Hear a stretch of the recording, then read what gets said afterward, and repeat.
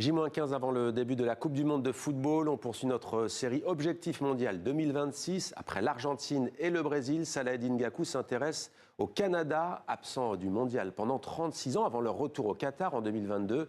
Les Canadiens vont cette fois disputer leur Coupe du Monde à domicile devant leur public et ils espèrent bien créer la surprise.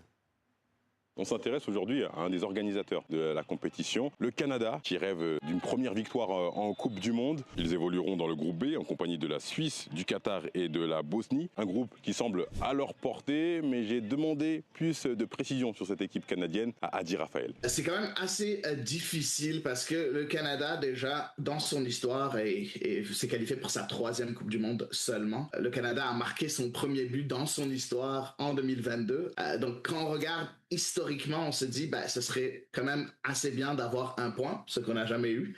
Par contre, quand on regarde l'effectif, on a quand même un très très bon effectif avec des joueurs qui jouent dans de très grands clubs européens.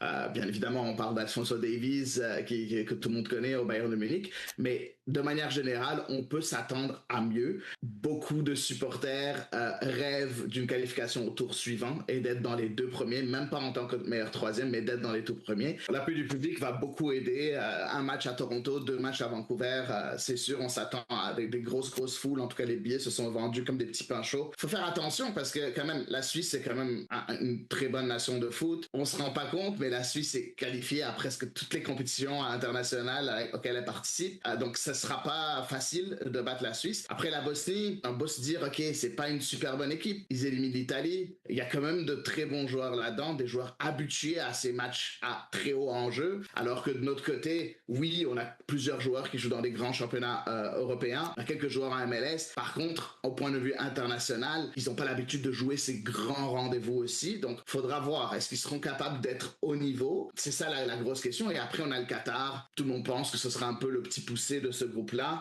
Après, il faut faire attention. C'est quand même un champion d'Asie. C'est pas n'importe qui non plus. Donc, faudra que le Canada ne regarde pas ces équipes de haut. Bien évidemment, on est en train de prier pour qu'on n'ait plus de blessures parce qu'on a trop de joueurs blessés actuellement.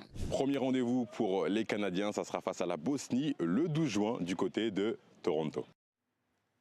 Et lui espère être parmi ses proches et parmi ses collègues pour assister à cette Coupe du Monde. Une pensée comme chaque soir pour Christophe Glaise, le journaliste français spécialiste de football et toujours incarcéré en Algérie.